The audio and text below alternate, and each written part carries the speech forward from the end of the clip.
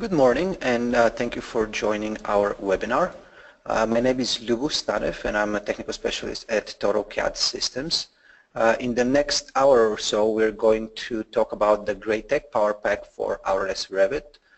Title of our seminar is Ready to Raise the Rebar, and you're going to see that we're going to have quite a few tools that are going to help with design and modeling rebar. But we also have quite a few general tools, so even if you don't necessarily focus on structural rebar, we're still going to have plenty of tools to show that may interest you. First, we're going to start with what is the Graitec PowerPack for Revit, and just a few words about Graitec and CAD Systems, who we are.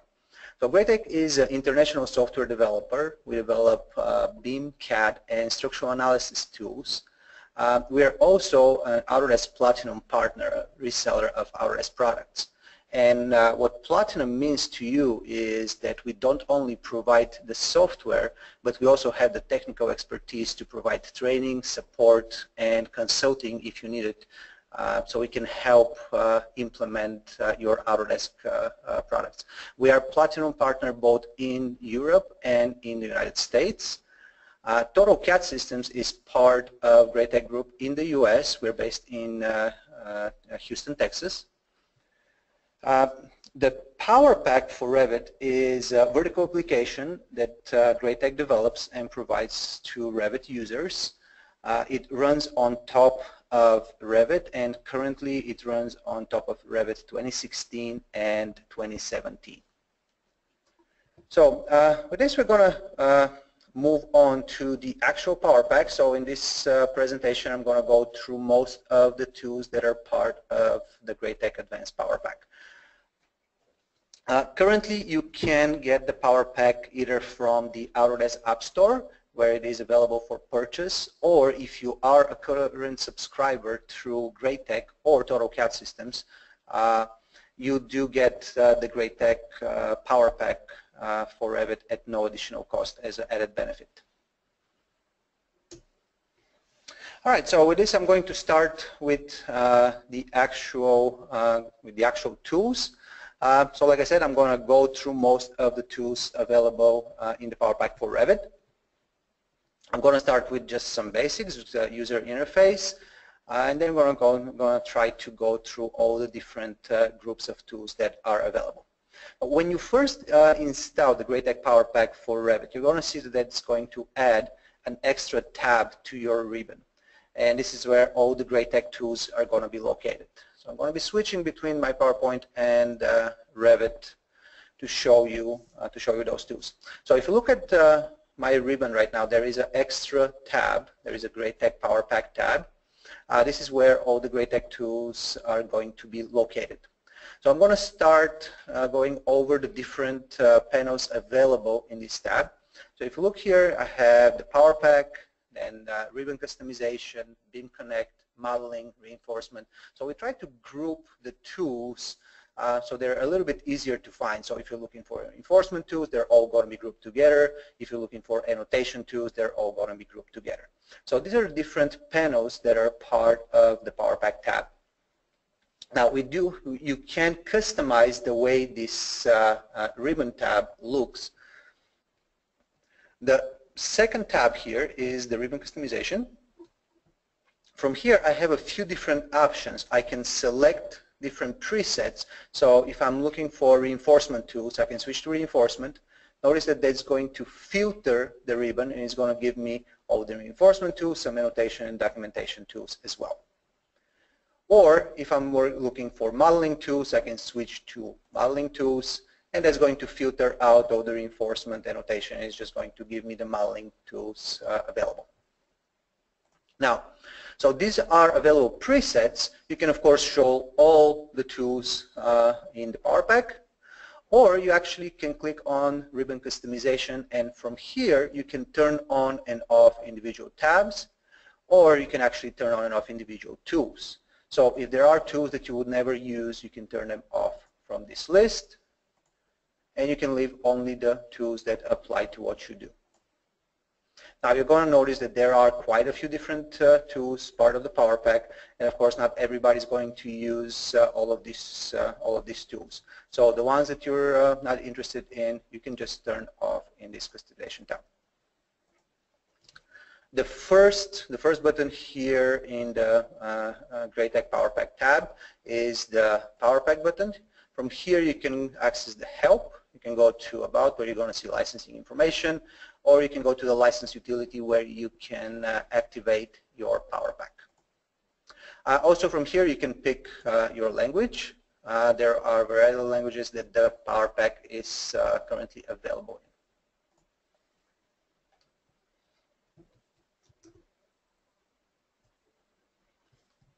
Right. So these are the different ribbon customization tools. This is the overview of the user interface, and next we're going to move to the actual tools. So first I'm going to go over the BIM data and file management tools. So we're going to talk about family management, file updater, family exporter, watermark manager. You're going to notice that there are some tools in the PowerPack that are going to be geared to everyday tasks, like the family manager that's going to be every user for everyday tasks. And then we're going to have some tools that are more geared towards BIM manager or a CAD manager.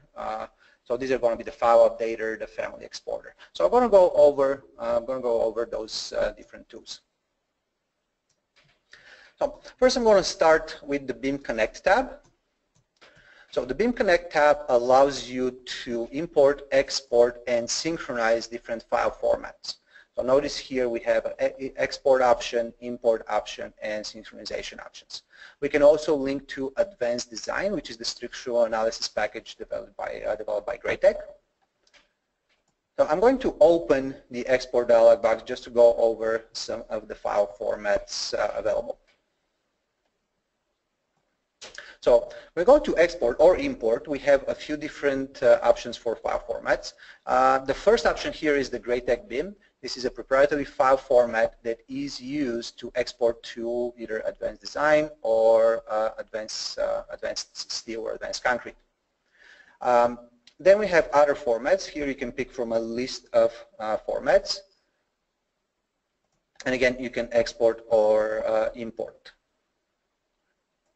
Now, with some packages like Advanced Design, you can synchronize the Revit model, so it's a two-way connection. You can import and export. You can synchronize your Revit model.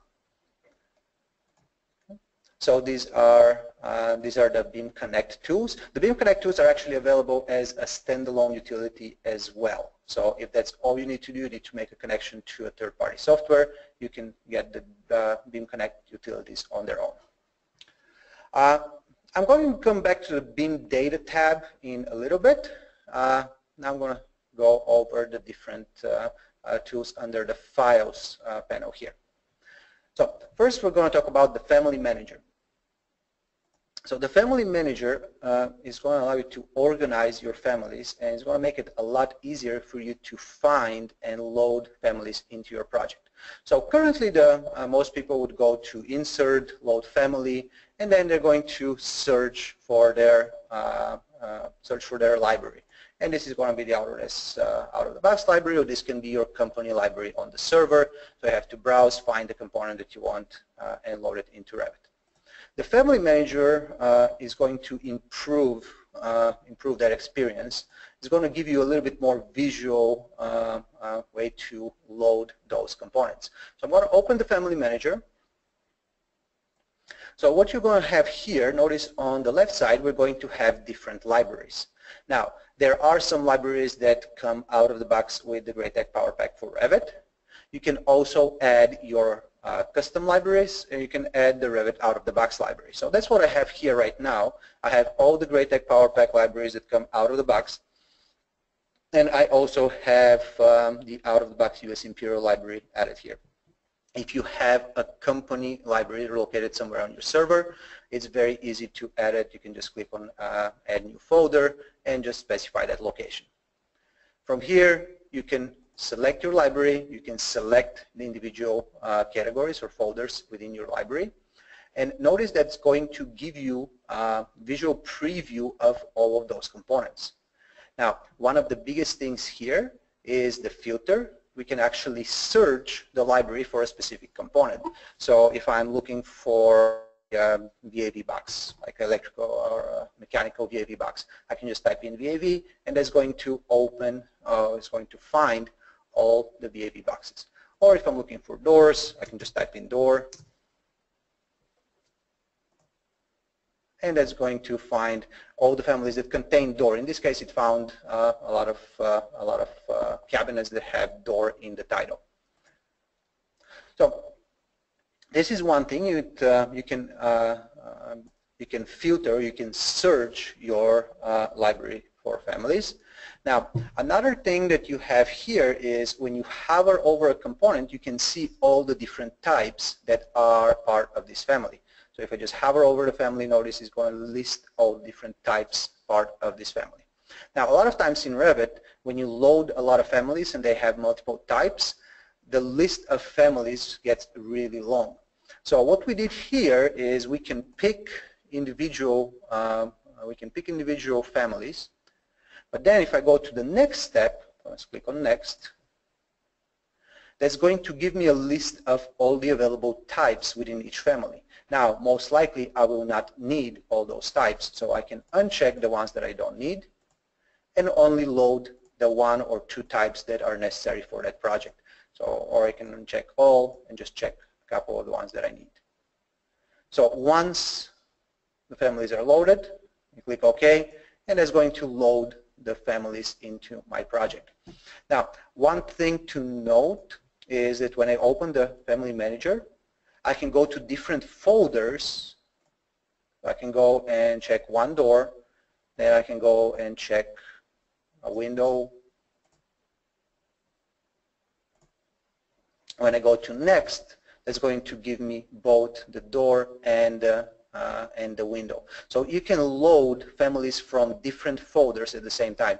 And this doesn't have to be one or two families. You can do multiple families at the same time. Okay. So this is the Family Manager. Again, the main things here, you can search or filter your library, and you have a visual representation of the families, and you can load only specific types from a family. You don't have to load all the different types. The next tool under the Files tab is going to be the File Updater. And like I said, the Family Manager is everyday, every user kind of tool. The File Updater is going to be more on the CAD management or BIM manager management side. So I'm going to open the File Updater tool.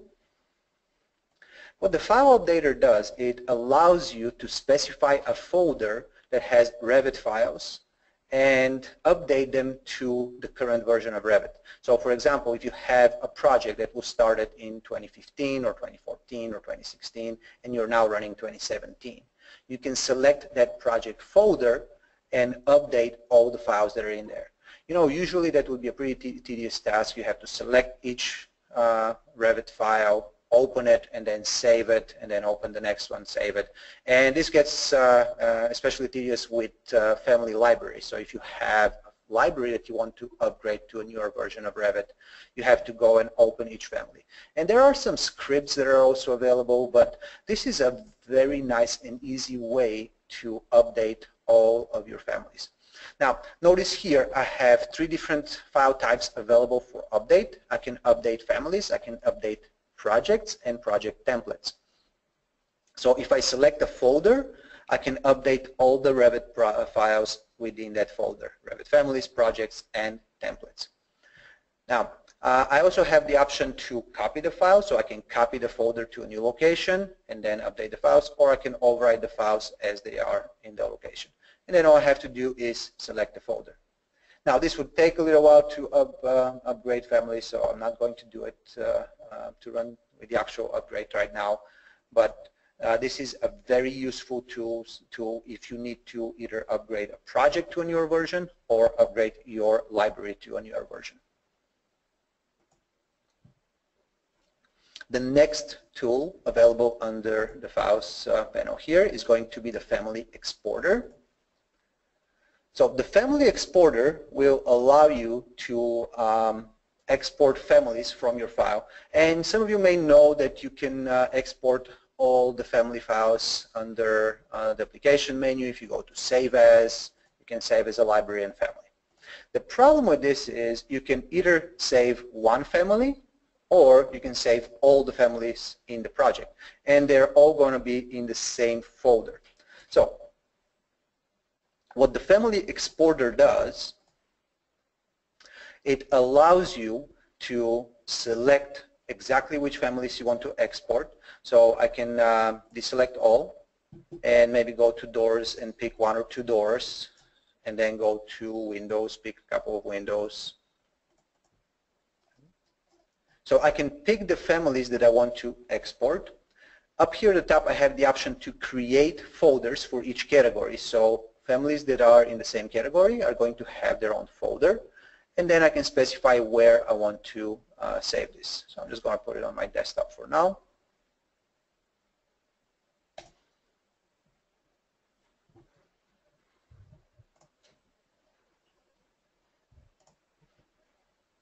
All right. So that's going to save the files. And now if I go to my desktop folder, notice what that did is that actually created separate folders for each category. So I have the doors in a separate folder, I have the windows in a separate folder. So you can really easy and fast build a library from your existing project. So you can take an existing project, export all the families that you want to reuse in a library folder. So this was the third tool here under the Files tab. The next tool we have is the Watermark Manager. The Watermark Manager allows you to add a read-only property to your families. And this is if you're concerned that other companies may use your families, you want to protect them in some way, you can add this password-protected watermark to your families. So the way this works, first I need to select some families. So I have a few here that I can pick.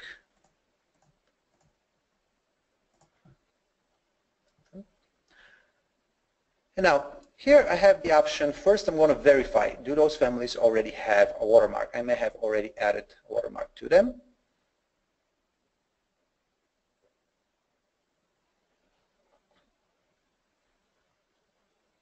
Okay.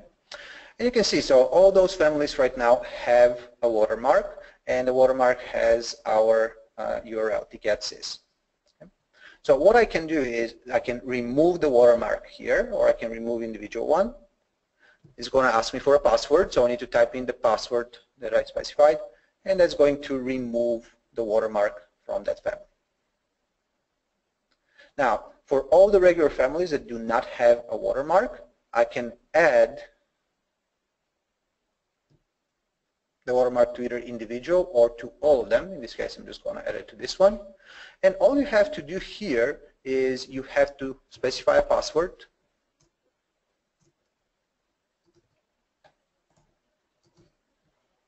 Click OK, and that's going to add the watermark to the family. Now, to configure what you want this watermark to look like, if I go to configuration here, you can specify the author of the family, the company, and the URL. So you can put your company web address here. So again, other people will be able to use your family, but there will be your contact information in the properties of the family as a read-only body.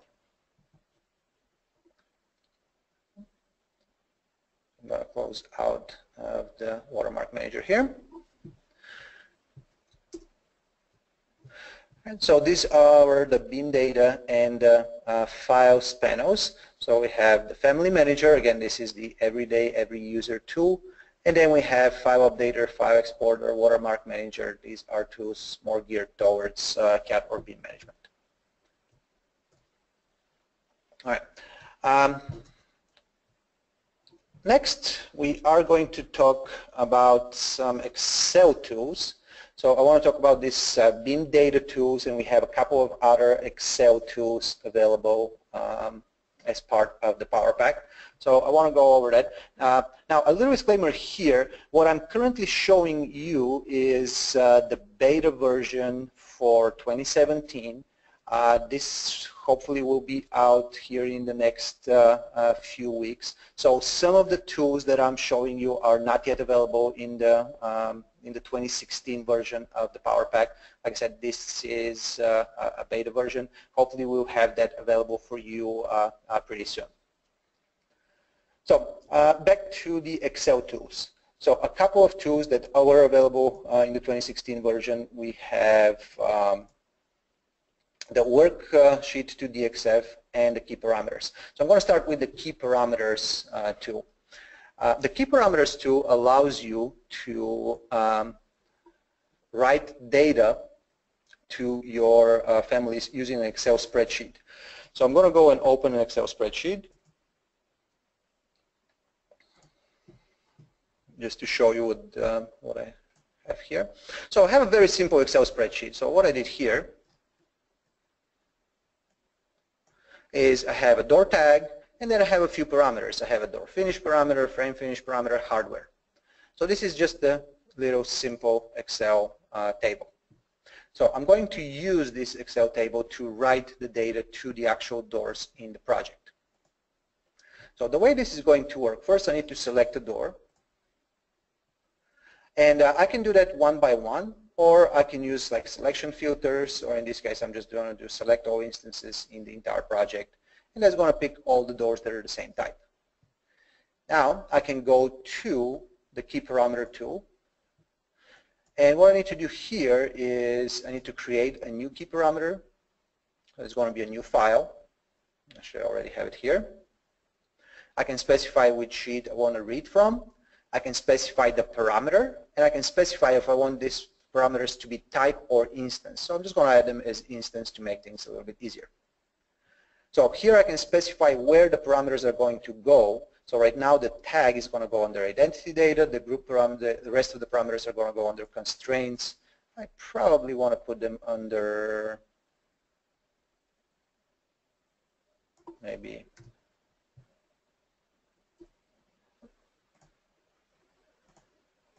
I'll just keep them under constraints. That should be fine. All right. So I'm going to click OK here. And now I need to pick the key value. And notice these are the values, the same values that I showed you in the Excel spreadsheet. So these are the possible values for the tag parameter. So I want to say these doors are type A. So when I click OK, that's going to apply those properties to the door. So if I select the door, notice here is the tag parameter. It's a type A, and then I have the door finish, the frame finish, and the hardware set applied from the actual Excel spreadsheet. So I can do that for another one here, and right-click, select all the instances in the entire project. It's going to pick all the doors that are the same type. And one more time, I'm going to go to my Excel tools, key parameter. Notice the parameter is already here, so all I have to pick now is the value. So I want this to be type B. I'm going to click OK. And I'll notice that the door finish, frame finish, and hardware are populated for the door. So these parameters are actually added to all doors in the project. Just for the ones that I haven't assigned the key parameter are going to be empty. So the key parameter tool allows you to populate data using an Excel spreadsheet, populate the model components data. Now, if I want to show this Excel spreadsheet here, so I want to see this schedule, what does type A mean or type B mean or so on. What I can do is I can use the other tool here, which is the worksheet to DXF. A little background information. You may already know you cannot bring Excel spreadsheet directly into Revit. The usual workaround is to open AutoCAD, link the Excel into AutoCAD, and save the drawing, then link the drawing into Revit to get a link from Excel. Now we kind of cut a few of those steps here. So what I'm going to do is I'm going to do this worksheet to Excel. I'm going to choose a file. And I'm going to choose the same door tags file we just used. I can specify to link the entire sheet, or I can specify just a specific range. So what that does is that creates a DXF file for me, and all I have to do now is I'm going to go to link that DXF file. And here is my door tags sheet 1. And I'm just going to manually position it on my sheet.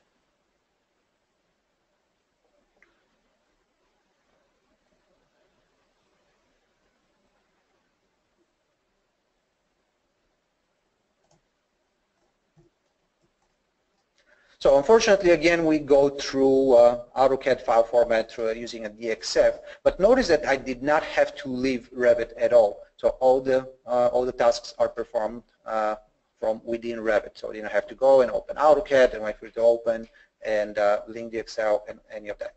So here is the Excel spreadsheet loaded here. Now, back to the Excel tools. So these are two of the Excel tools that were available in 2016. We have the worksheet to DXF and the key parameter tool. A new tool in 2017 is the link to Excel. So to show you this one, I'm just going to open a door schedule real quick here. And I am going to add a few more parameters. I'm going to go to fields here, and notice I'm going to add those same parameters that I just loaded: the hardware, the finish, and what was the third one? Frame finish. And I can add the tag parameter as well.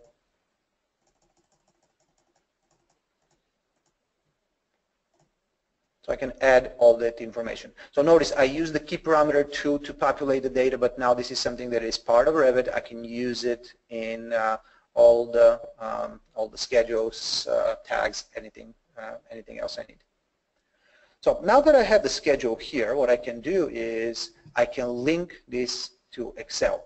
So if I go to link to Excel, I'm going to add a new link, and I can specify the link name. So this may be the project name, or I'm going to leave the default BIM data link here. I can create a new link, or I can connect to an existing link, to an existing Excel spreadsheet. Now from here, I can use the current schedule, which is my current view, or if I have multiple schedules, I can pick multiple schedules and check all of them. In this case, I only have one. So I'm going to click OK. Notice here, this is going to create the file, in this case in my documents folder. I can always pick a different folder. In this case, I want to pick my desktop. Here is the schedule, the door schedule that I'm linking. Notice here you can have the selected parameters. These are all the parameters that are going to be linked. And here I can actually add additional parameters that I want to link to the Excel spreadsheet. So I'm just going to accept the schedule as it is. And I'm going to hit open here.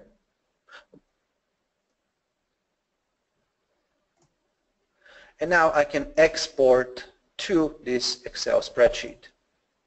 So it's going to take all the information and it's going to export it to Excel.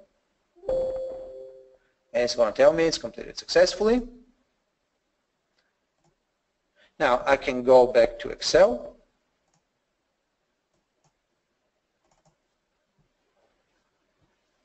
And here is the door schedule. Let me make the font a little bit smaller. Now, notice that I'm going to have two types of fields here. So some of them are going to have this gray background. So these are going to be locked fields that that data cannot be changed from Excel. Like I cannot change the height or width of the door because it is a type parameter. All the instance parameters, though, I can modify directly from here. One thing that Excel is really good at is renumbering. So right now my door numbers are 101, 102, and so on. So maybe I want to start with 2 series. So I want to say I want to start with 201. I can do 201, 202, and just renumber all of them. Or I need to add some more of that information here. I want to populate some more data, something like this. So any information that you need to change, you can do it directly in Excel. And this doesn't have to be a Revit user. This data can be changed with anyone that knows how to use Excel. So once I'm done with the changes here, I can save the file. In Revit, all I need to do is go to Link to Excel and import the information back. So once I click OK, notice all the data is going to be populated back to my Revit model. You can see here the numbers have changed. So I have all my doors renumbered in the schedule. And of course, if I go back to the floor plan, this would change the door numbers as well. Actually, I don't have door numbers. Here it is in the properties.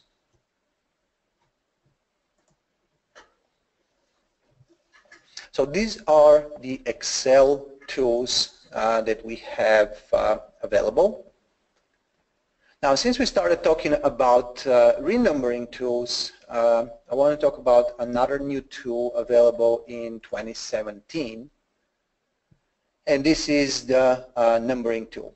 The numbering tool is a generic numbering tool. It allows you to renumber pretty much anything in Revit.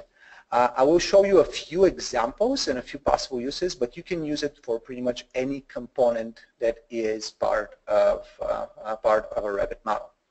But some of the most common ones that we deal with on a daily basis are going to be grids, rooms, doors. So I want to show you a few examples of those. So first, here's a scenario. I'm going to start with grids. So this is something that happens very often. For example, here I need to add another grid here. So I'm going to add one more grid. So notice now this is going to add the next number or the next letter in this case. So the last one that I used was D. So now this one comes as E. So what I'm going to do is I'm going to use the numbering tool, and it's going to open this big numbering dialog box. And now here I'm going to start with the top. I can specify what I want to renumber. In this case, I want to renumber grids. What parameter I want to renumber. For the grid, I only have the name, which is technically the number. Here I can specify how I want to number them. I want to do numeric, capital letters, lowercase letters, or so on. So I'm just going to do numeric for now.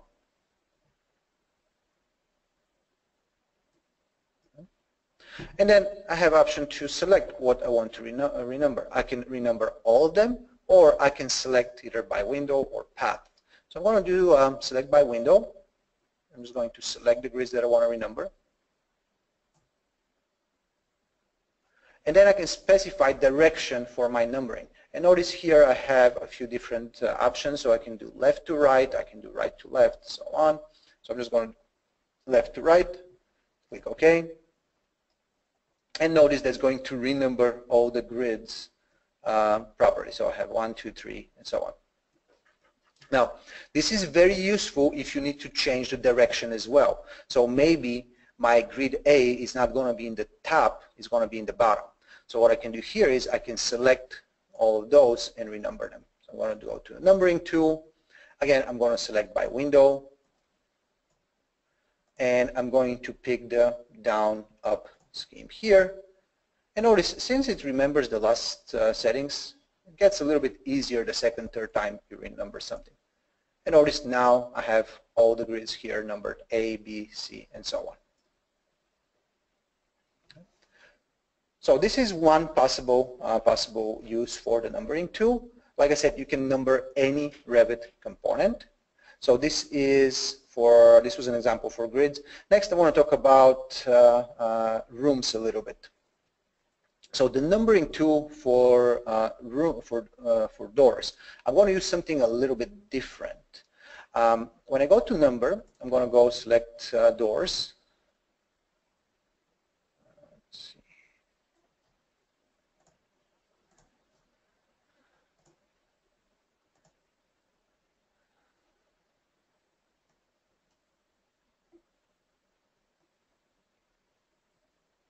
Oh, they're right at the top. Okay, so I'm going to select doors. I'm going to change the mark. Now this time I'm not going to number them, I'm going to use a parameter. And I'm going to say use the two-room parameter. So I'm going to say use two-room, and I'm going to say number. And then if this is empty, I'm going to say use the from room instead. So if there is no two-room, it's going to use the two-room number. Okay. Now some of them may have more than one doors, so here I'm going to say allow duplicates. I'm going to suppress the Revit warnings for duplicates. And I can select renumber all the doors from the document. I can do it by view, or in this case I'm just going to do all the doors in the entire project. So I'm going to click OK. So what that's going to do is it's going to match the door number to the room number. So for all those doors, it's going to match the door number to the room number. So different components you can name using different, you can renumber using different options. Now another one for rooms, and this is something that people have been asking for a long time. So I want to renumber all the rooms in the project. So a lot of times you delete rooms, you add new rooms. They don't appear in order. So when I use the numbering tool, I can select rooms. I can number them, and I can do numeric. Notice here I can specify the start number of digits for my rooms. So I can specify I want to start from number 1, and I want to use 2-digit numbers. But then I want to prefix with a text, and let's say these are floor 1, so I'm going to use a prefix F1. So notice the preview of my room numbers. They're going to be F1-01, F1-02, and so on. The number of digits allows you to have this 0102 format. Revit natively cannot do that, unfortunately. So here I can specify what rooms I want to renumber. So I'm going to select all the rooms in the active view.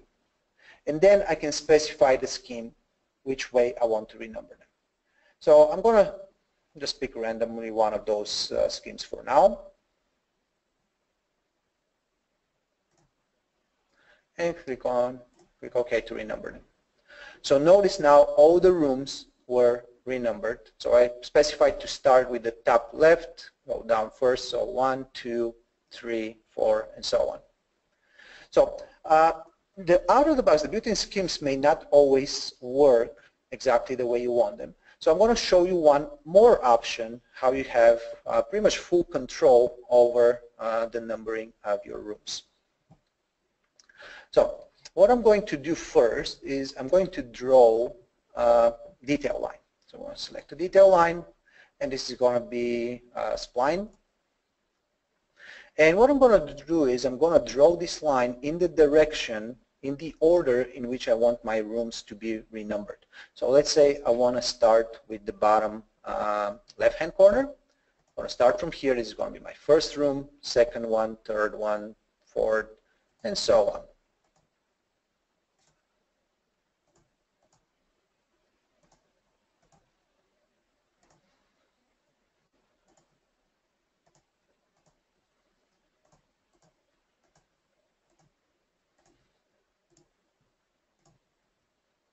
So the order in which this line goes through the rooms is going to determine the order in which they're going to be numbered. So now I'm going to use my numbering tool. I'm going to renumber rooms again. I'm going to use the same option. I'm going to say F1 dash the number, 2-digit number. Maybe I'll get rid of the dash. Then I'm going to do select by path. So I'm going to select the rooms by path. And I'm going to use selection order for my numbering. I'm going to say select path, pick this spline, and all I have to do is click OK. So notice now the rooms are numbered in the order in which I drew them.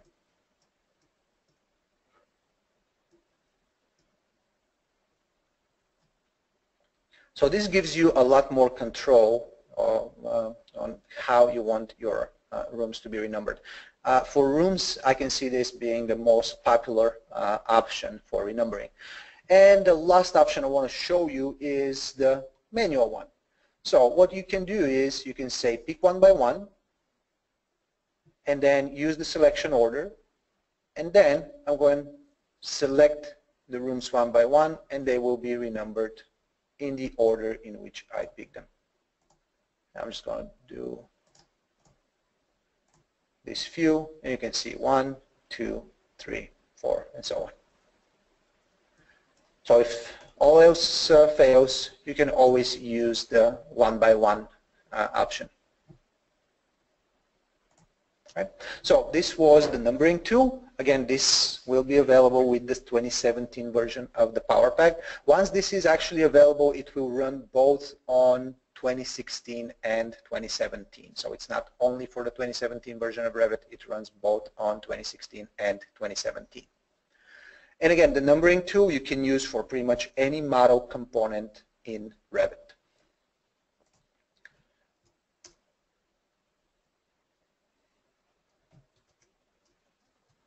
All right, so next we're going to go over the modeling tab in the PowerPack for Revit.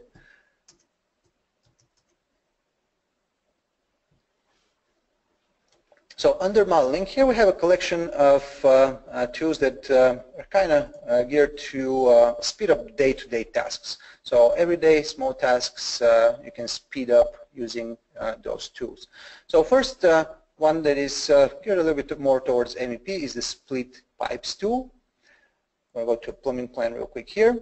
So the split pipes tool allows you to split a long run of pipe or duct into segments in pretty much the lengths that can be ordered.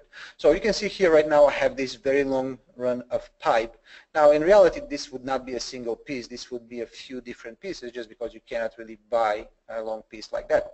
So the split pipes tool allows you to select what is the maximum length for your pipes, and this is also going to work for round and rectangular ducts.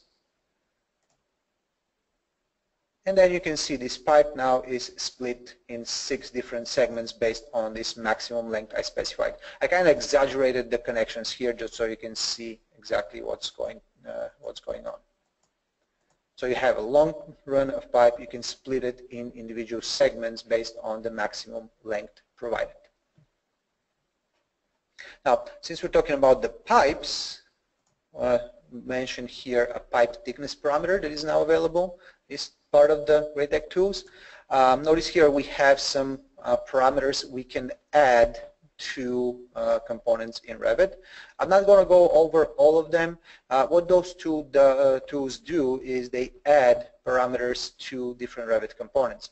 And you can see you can add a column height parameter, beam elevation parameter, slab elevation parameter, slab thickness parameter, and so on. The one I want to show you here is the pipe thickness parameter. So what that does is it adds a pipe thickness parameter. You're going to notice that all parameters added by the Graitec PowerPack are going to have this G prefix, so it's going to be G.thickness. And this is actually an automatically updated parameter that is read from the actual type of pipe. So if I change the size of the pipe here, notice that's going to update the thickness of the pipe. So this adds the parameter and it updates it real time as you draw pipes or change their diameters. Another one to mention here is the room finishes parameter. The room finishes, it's not going to add a parameter, it's actually going to populate the parameters in the room based on the actual model components in the model. All right, I'm going to go back to this architectural plan here. The next tool I want to talk about is the door side. So the door side tool, what it does is it adds a door side parameter. So which side is this door going to open? Is it going to open to the left or right?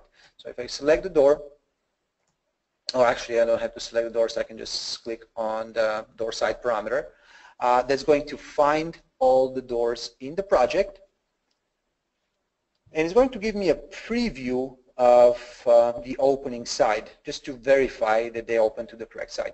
So right now this is a preview of the door, and I have to pick, is this opening left or right? So this is right. This is right. The ones that you can see, this is a bifold door or sliding closet door, they do not have a side. So they already have not applicable applied to them, and I'm just going to pick right side on this. So what this does is it adds this door side parameter. You can see here what side this door opens, and this also is going to update real time as I make changes to the doors. And this is also a parameter that you can schedule, so you can add this parameter to your schedules. The next tool available here is the Move X and Y tool. So this is just a little tool that allows you to move objects using or typing in the coordinates. So if I select this component, I can use the Move X, Y, and I can specify in the X direction I want to move minus 5 feet, so that means it's going to move to the left. In the Y direction I want to use, let's say 5 feet, that means it's going to move 5 feet up. When I click OK, you're going to see this component moving that distance. So if you want a more precise way to move using typing in coordinates, you can do that. Now the next tool we're going to talk about is the category visibility tool. And pretty much everybody that uses Revit is familiar with the visibility graphics dialog box, or the VG. So anytime we want to turn on and off objects, we go to the visibility graphics dialog box. Now, I'm just going to open it kind of as a reminder to remind you what this looks like. So what do we need to do? We need to go and find the component that we want to turn on and off. And sometimes this list can be pretty long and pretty hard to find exactly what you're looking for. And then you may need to switch between different tabs. So you may need to switch from model categories, annotation categories, and analytical model categories. Now, what we did here with the category visibility tool is we simplified that process. So if we go to category visibility, notice that it's going to be another dialog box. Here we can turn on and off visibility of objects, and we have a few things that speed things up a little bit. First, notice that this list is actually a little bit shorter. The reason why it's shorter, we only see categories that actually exist in the model.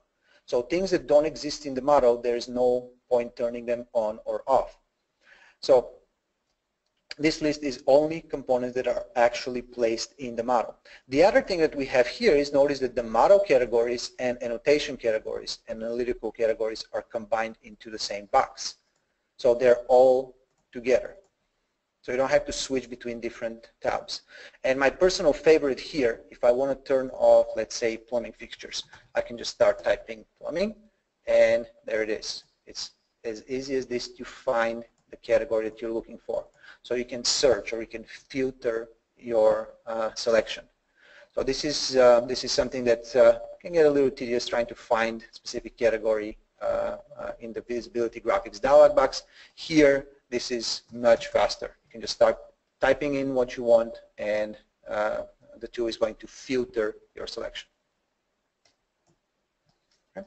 So this is the categories visibility tool. Now, since we're here, just a little note. What you can do is you can assign keyboard shortcuts to the PowerPack tools, exactly the same way you would assign them to regular Revit tools. So if I just go to user interface, keyboard shortcuts, and the tool that I want to use is, let's say, visibility.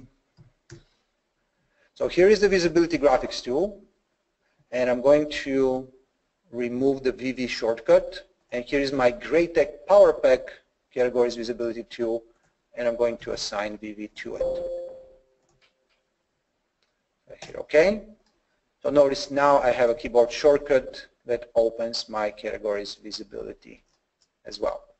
So if you prefer to use keyboard shortcuts, you can assign keyboard shortcuts to all the commands that are part of the Graitec PowerPack for Revit.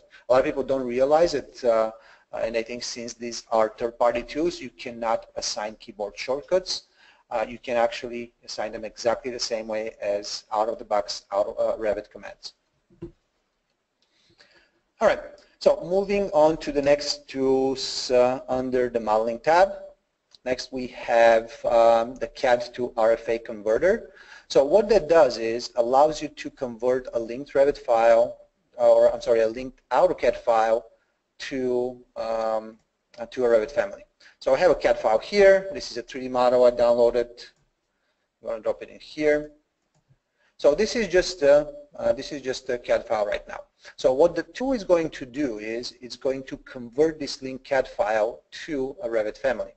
So if I go to the PowerPack tool, I'm going to say CAD to RFA. So what that's going to do is it's going to take the linked CAD file and it's going to convert it to a Revit family. It's going to name the family the same as the CAD file. So you can see here the name of the family is CAD file DWG. But from now on, this is going to behave just like regular Revit family. So from here, I can use things like create similar and start placing it, spacebar to rotate before placement, and so on. Okay. Now, if the CAD file changes, you also have the RFA update option, which is going to update the link from the original CAD file. All right. So next we're going to move to some visibility tools. We're going to go talk about this levels displacement, 3D view for each level, auto section box. So for that, I'm going to switch to another file. Let me go to here.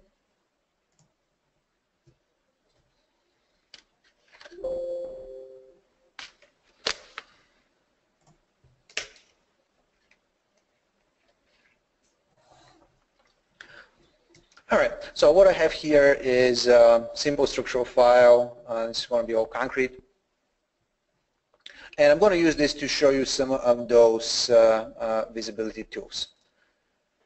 So first I'm going to start with the levels displacement. So the displacement option has been in Revit for a few years now. You can displace a 3D view so you can show all the elements a little bit better, but it's pretty slow and tedious. So the levels displacement is going to displace the Revit components based on the level that they're on. So I'm just going to click on levels displacement, and notice that's going to take apart the model per floor. And you can see a lot easier, a lot better what's going on each individual floor. So this is going to displace all the components based on the level that they're hosted on. So this is more for just presentation or visibility options. Once you're done with this view, you can always reset all the displacement. That's going to reset the model back to normal. So this does not affect the actual 3D model. This is only a visibility setting. Now, the next tool I want to show you here is this 3D views for each level. Now, this is extremely useful tool for MEP, where you can create a separate 3D view to see what's going on above the ceiling on each floor. And I'll show you how this works. So what I can do here is I can do a 3D view for each level. This will allow me to pick a base view, which I'm going to use the default 3D view right now. I can specify a top and bottom offset, and this is very important for MEP. I can specify my top offset to be the slab thickness. So this way, this is going to hide the slab and it's going to show me all the systems above the ceiling.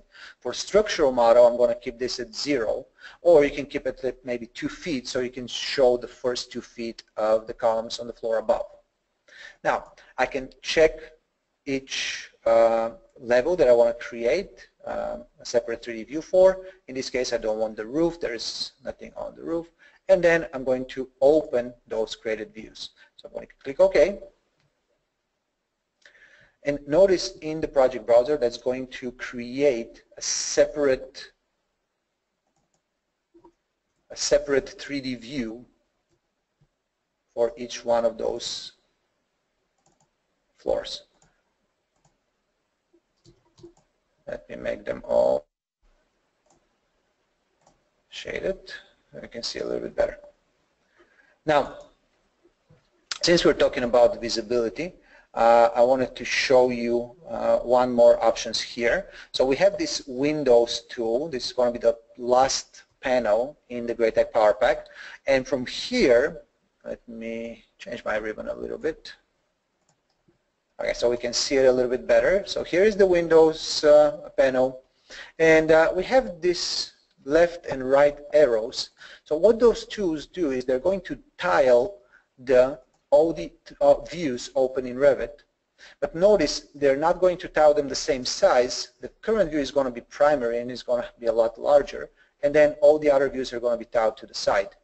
Now notice here I have the bigger and smaller arrows. So I can make this smaller. And that's going to adjust the size of the rest of them.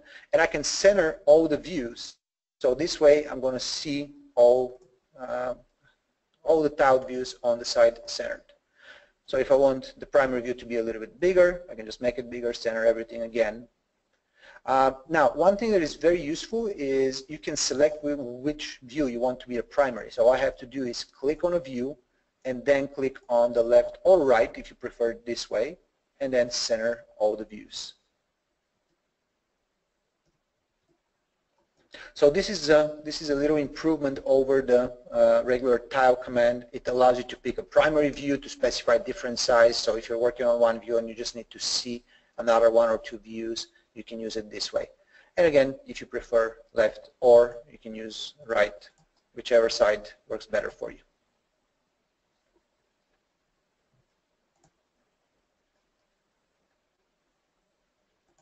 All right, I'm going to turn on all the tools again.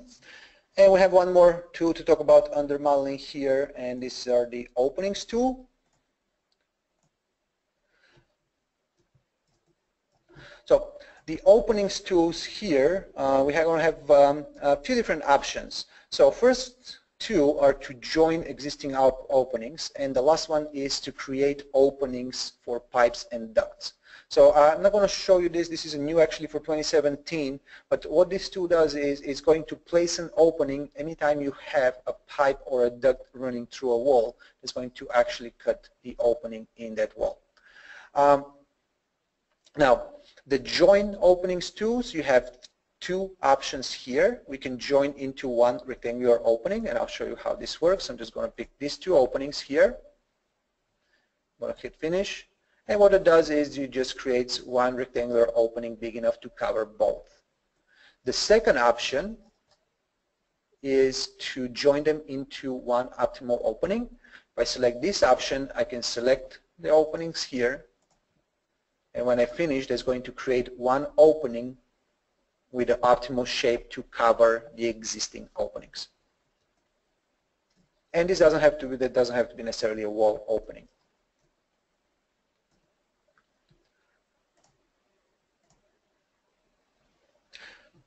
All right, so these were the modeling tools, or the modeling tab in the PowerPack for Revit. Next, I'm going to move on to the reinforcement tool. Since we're in this structural file already, I'm going to start talking about the different reinforcement tools. And of course, I'm going to start with modeling, then I'm going to talk about the annotation options as well. So first, I'm going to start with this transversal distribution tool. So this tool allows you to pretty quickly place rebar in beams or columns. So I'm going to select this. I'm going to pick this beam here. And it's going to open this dialog box. So here, first I can pick the shape of my rebar, my stirrups. I can specify the type. I can pick the size here. I can pick the concrete cover on the sides. I can pick the hooks. Then over here I can specify how I want to specify the number of rebars. I can specify quantity, I can specify quantity and length or spacing between the rebars. I do have a few different distribution types. So I have 3 zones, 2 zones, one on left, one on right, and so on. And down here I have the actual distances and number of rebars. So right now I'm going to have 3 zones, one in the beginning, one in the middle, one in the end. In the middle they're going to be spaced every 3 feet. So let's say I want to add a few more here, maybe make 8 rebars. Now they're going to be 2'4". Let's make them 10. So about a little under 2 feet each. So when I click OK here, that's going to place the rebar inside the column. Now I'm going to do that one more time real quick for this column here as well. So you can see it's going to work the same way. Very similar dialog box. The preview here is for a column instead of a beam. Notice that when I pick the distributions, now I have different options. So again, I have bottom and top, since this is a column. So this time I'm going to do 2 zones, 2 bottom. And again, I can specify the number on each one of those zones. I'm just going to accept the defaults here and click OK. And this is going to place the rebar. You can see kind of flickers that there is rebar there, but we can't really see it. And if I want to really see the rebar, what I need to do is I need to kind of select it somehow, maybe like this, and then go to the view visibility states and make sure that this piece of rebar is seen unobstructed in this view. Well, this is pretty tedious, especially if you have a lot of rebars in the model. So what we did is we created this rebar visibility tool. The rebar visibility tool allows you to modify all the rebar or the visibility of all the rebar in the view. So I can say I want to see all the rebar as 3D solid and unobscured. So when I click OK, this is going to reveal all the rebar in the model. So it's going to kind of it's going to be a see-through the concrete. So sometimes this is a very good option. Sometimes on a busy model this may not look that great, but you can specify how you want to show all the rebar in the model. So here I'm going to go back, and you can see the rebar is placed now in the plan view. You can combine the PowerPack rebar with just regular rebar tools in Revit. So I can just add rebar, and I'm just going to do parallel to cover, and I can do maybe fixed number 3 rebars, something like this. So if I go back to the 3D view, again, I can use my rebar visibility tool, and it remembers the last setting. So all I have to do is click OK, and now all the new rebar is going to be visible here as well.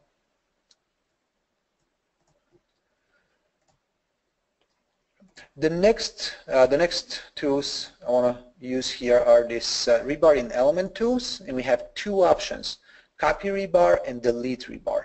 And this is probably the biggest time saver, this copy rebar option. So when I do copy rebar, what I need to do is select the column that I want to copy from, and then select all the columns where I need to copy.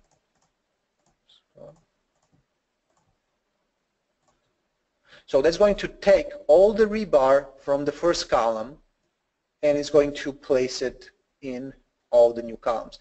Now notice that I have 1, 2, 3, 4 different rebar sets, and all of them were actually copied to the new columns. Now you can exclude some of the rebar, so if you don't want to copy all the rebar, you can exclude certain pieces. Same thing here. I can select the copy rebar option, pick the column. Notice that highlights all of the rebar. Maybe I just want to copy the end ones. That doesn't really make sense, but I'll show you as an example. And say finish, and then pick the beam above and copy it. So that's going to copy only the rebar that was selected. Okay. So here I want to add a few more rebar. I'm just going to copy this one and pick all the beams where I want to place. You can see here in this case these were not the same beams, so this was the copy may not work exactly, and that's where the next tool comes, the delete rebar. The delete rebar allows you to delete all of the rebar inside of a column.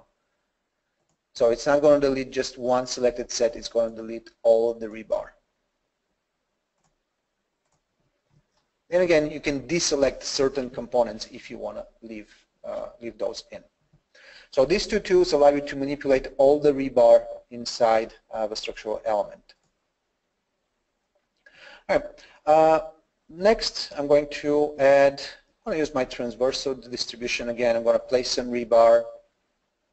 I'm going to make those a few more And again, rebar visibility tool to display the rebar solid and unobscured. And now here notice that I have kind of a condition. I have a changing profile. So I'm going to show you a couple of different tools. So first one is going to be a rebar to face. The rebar to face tool allows you to trim a rebar to a specific face of a structural element. So I'm going to select that. I'm going to pick the rebar set, say finish, and then I'm going to pick the face that I want to trim it to. And notice this is going to be the bottom face of this beam here. And this is going to adjust the set to the beam. Now, if I do that with this set, however, and I'm going to go ahead and do that.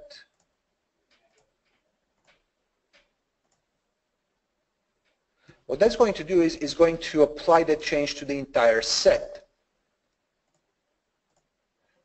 And this is where we have a set of tools that allow us to explode a rebar set, to split a rebar set, or to isolate specific elements from a rebar set. So what I can do is, before I use the rebar to face option, I can select split rebar. So I can pick my rebar set, specify where I want to split it. Now notice this is going to be split in two different sections. And now I can apply my rebar to face tool only to one of those sections.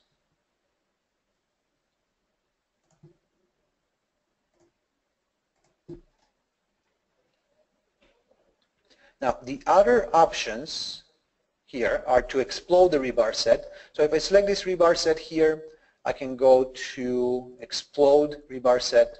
And what that's going to do is it's going to create individual elements. So it's going to basically explode everything to individual elements. Now sometimes you want to unite rebars. So you can unite either rebars or rebar sets. So I'm going to select that and I'm going to pick all of those rebars. And that's going to join them together into a rebar set. Or the last option would be to isolate rebar set. What that will allow me to do is to just isolate one element from the rebar set. So right now this is going to leave these three as a rebar set, and it's going to isolate this as a standalone component in case I need to make any changes to it. So now this is going to be a standalone component.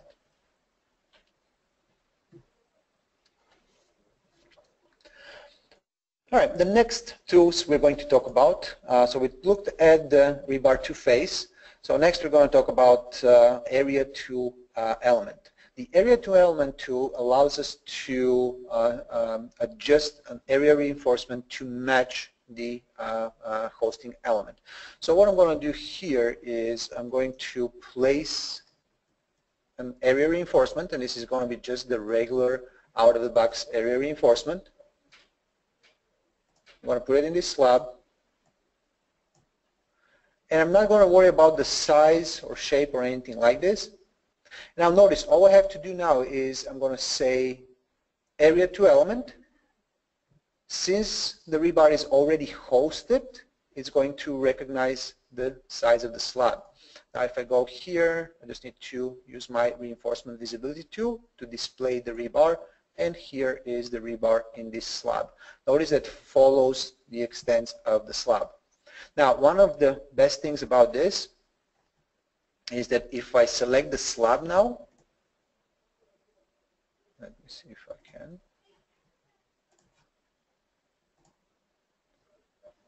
If I make any changes to the slab, the area reinforcement is going to follow. So once you have the area reinforcement applied to that slab, you can just change the slab. That's going to update your area reinforcement.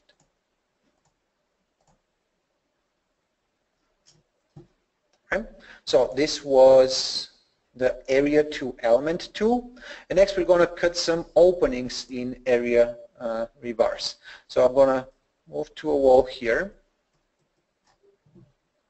And again, I'm going to use the out-of-the-box area reinforcement tool. I'm going to pick this wall, and I'm going to draw the rebar. And again, all I need to do is I need to click cut opening in area, and that's going to cut it out of the area reinforcement. Again, if I want to show the rebar, I can do rebar visibility, click OK, and here is all the rebar. Right? And this can work with this optimized opening here as well. Again, I can use area reinforcement, place it on the wall,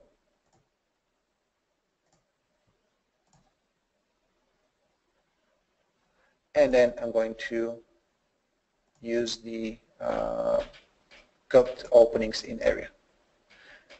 Again, this is hidden inside the wall, so if I go to rebar visibility, this is going to display the rebar. Notice that this creates separate rebar sets as needed to follow that shape, to follow the shape of the wall. So all the rebar necessary is there already. Now, so these are the modeling tools for rebar. Next we're going to talk about some of the numbering tools that are available here. So what we can do is first we can assign rebars to sheet. So I can select rebar. Let me pick some rebar over here. And then I can assign those rebars to a sheet. And I only have a rebar details sheet here, so I'm just going to accept this one, click OK. So what that does is that's going to allow me to renumber the rebar based on the sheet that they're placed on. So if I select this rebar right now, you can see that there is an automatic rebar number that Revit assigns. So this is a built-in feature in Revit, not the PowerPack. You can see the rebar numbers. I select them here. Here is the rebar number. Now, when you assign to sheet, the PowerPack is going to add another parameter, and you can see that this is the sheet name is part of the rebar. So now, if I go to renumber those rebars, I'm going to go to renumber reinforcement. Notice here I can renumber by sheet. So if I do by sheet, this is going to number the rebar, and I can specify the first number. So let's say I want to renumber for this sheet starting from 101. I want to click OK. Notice that my numbers are going to be 101 and 102 for my different rebars. Or the other option I have here is to renumber per project. So if I renumber per project, again, I can pick a starting number, let's say 1000 for my bars. I'm going to click OK. And this is actually going to tell me that all the reinforcement will be renumbered in the entire project. Let's say yes. So now any piece of rebar that I select is going to have this rebar number. And since I started with 1000, you can see now I have a 1000 series. This is 1001, 1002, and so on. So it's going to apply to all the rebar in the project. Now, notice how this rebar number is kind of a read-only tool. It's grayed out. So we now actually have an option to set a rebar number. So if I want to type in a specific number, I can use set rebar number, pick the rebar, and then I can change it to a number. Now notice that if I do a number that already exists, this is going to tell me, and it's going to give me the next available number. What is the first unused number of rebar? So I'm going to click OK. And now you can see I have the renumbered. Now, some of the other options here, I can browse the reinforcement by number. So this is going to show me all the reinforcements, and I can select them here. I can do reinforcement number, so I can select specific reinforcement. Notice how that's going to highlight it in the model. So you can browse all the reinforcement in the project. You can do that by shape, by diameter, by number.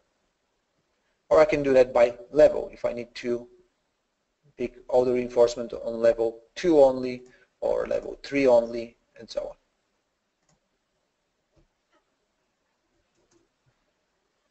And we can also select by rebar number.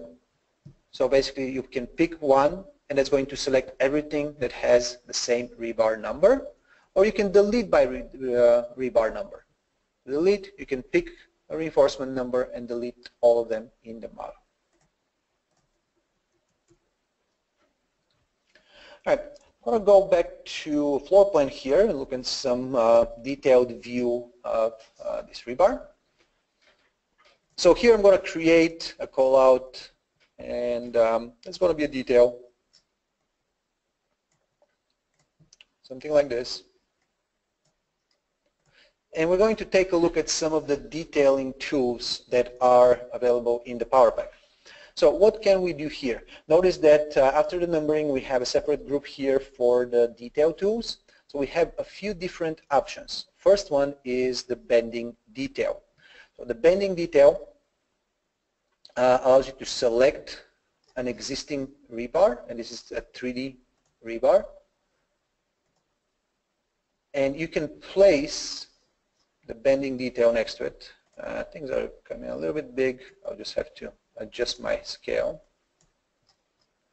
So what that does is that's going to create a 2D bending detail, and it's going to have this tag with the number. So notice the number that I used, the 1048, and I also have the size of the rebar, all the different dimensions here of the rebar. Now, you can use that as a standalone detail, or you could probably move that on top of the existing rebar and just use that as the detail.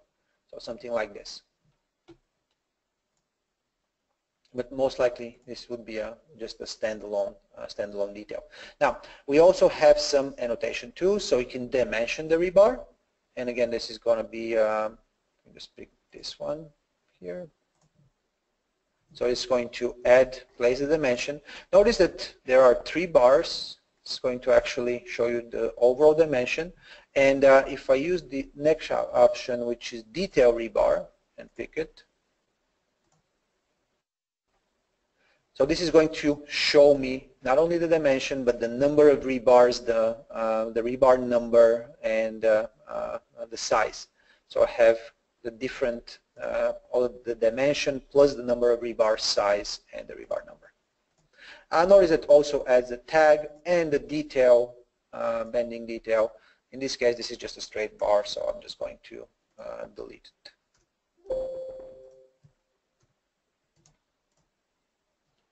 So again, these are the detailing tools. So we have the bending detail. We can add the dimension, the rebar.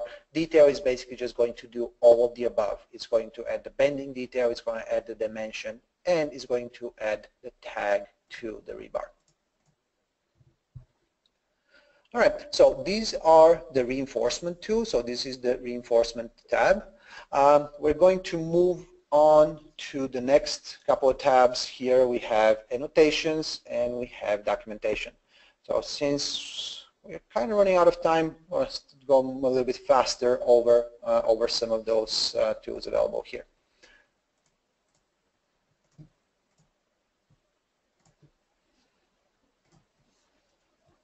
A lot of good tools to show, and I guess not enough time.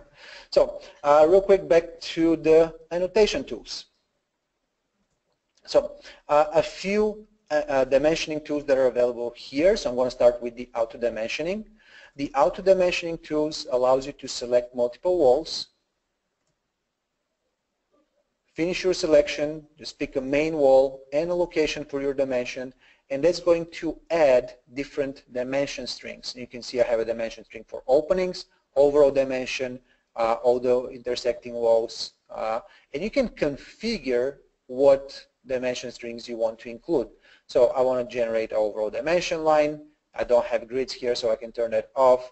External geometry, I don't need a structural one. I want openings dimension line. So notice right now with this configuration, I'm only going to have 3 dimension strings. And I'm going to place a few of those real quick here.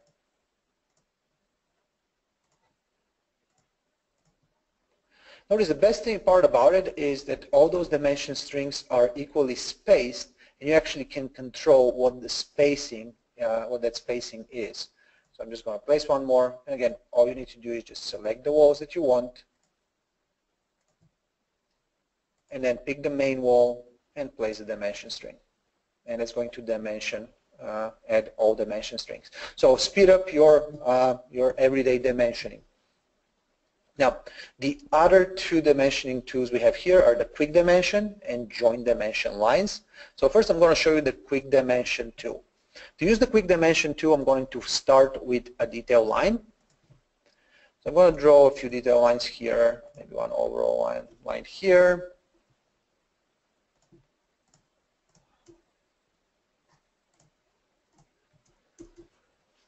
Now, the quick dimension tool saves you the picking all the individual references. So what you can do is you can select quick dimension, pick a line, and convert it to a dimension string. So what it's going to do is it's going to find all the intersecting components and it's going to pick them as a reference. So you don't have to pick individual elements one by one. So again, this is the quick dimension.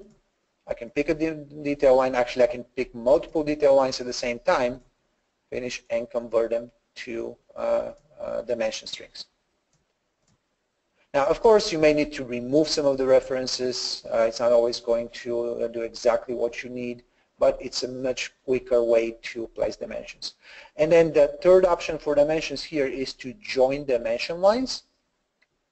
This allows me to join two dimension lines into a single dimension string.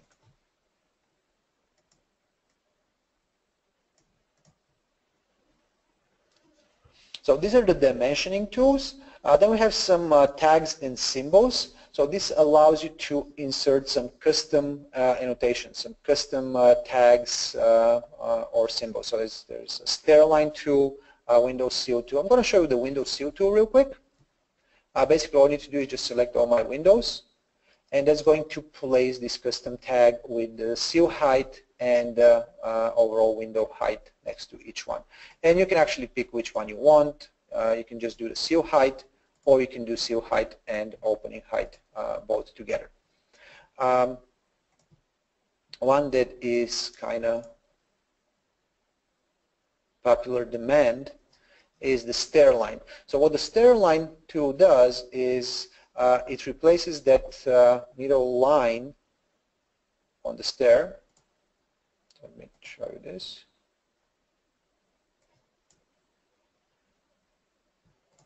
So it takes this guideline in the middle and it replaces it, and it puts two full-length lines on each flight. So this has been kind of a popular demand. A lot of people have been asking about it. So this is a quick little tool to override that condition. And you actually have full control over those arrows. They are now annotation symbols.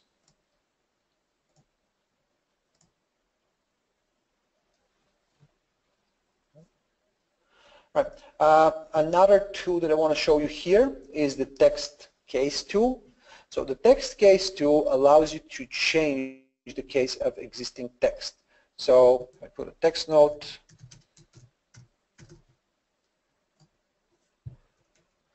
What I can do with this tool is I can convert existing text to upper, or to lowercase, or to title case. So all I have to do is just select the text and pick the case that I want to convert it to. So I have 4 different options. I have uppercase, lowercase, title, and sentence case. So this works for individual elements. This works for batch selection. You can select all the text in a view and convert it.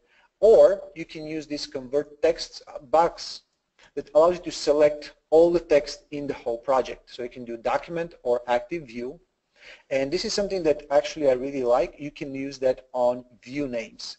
So all the views in the project, I can rename or change the name to be all caps at the same time. Notice that's going to apply to all the different views. So here's my floor plans. It's going to apply to schedules. That's going to apply to sheets. So all the views in the projects will be renamed, or actually the case of the text will be changed. Right. So this is the text case, and this kind of wraps up the annotations panel from the Graitec PowerPack. All right, the last panel that I want to show you here is going to be the documentation panel. Okay. So we already talked about the Excel tools. So I just want to show you some of the tools to arrange views on sheet. So I'm going to go to a sheet here, and I'm going to place a few details. So I have a few details. These are just drafting views I created earlier. I'm going to place them in my on my sheet. And you all know how hard it is, or how tedious can arrange those views on the sheet, to move them around, make sure everything is aligned perfectly. So what we have as part of the PowerPack for Revit, we have this Arrange Views tools. So here I have a few different options. So first one I want to show you is the Auto Arrange. The Auto Arrange is going to try to arrange the views on the sheet. So the tool is basically just going to evenly space them to take all the space on the sheet. So sometimes that may work really good if you have, let's say, two big plans. This may work perfect. If you have a lot of details, it may not be the best auto arrangement option. So my personal favorite option here is the Arrange Along the Line. So I'll show you what that does. So all I need here is a detail line, something like this. And the good thing about it is this can be already part of your template. So you already may have some guidelines like this. Now, look at this. All I have to do is select Arrange Along the Line, pick the views, and then select the line. And that's going to space them along the line. So once things are arranged, I don't need the actual line anymore. But you can see how all the views are aligned. They're evenly spaced. This actually works really nice. And then you have some more manual tools to arrange views. So you can align tools, and you can align both vertically and horizontally. And I'll show you just one of the options here. I'm going to show you the vertical alignment using the left edge. I'm going to select. First I need to pick all the different views that I want to align, and then what I want to align them to. Notice it's going to align the left edge of all the views. So you can use left, right, and if you're using horizontal alignment, you can use the top or bottom edge. And for both options, you can use the center of the view as well if necessary.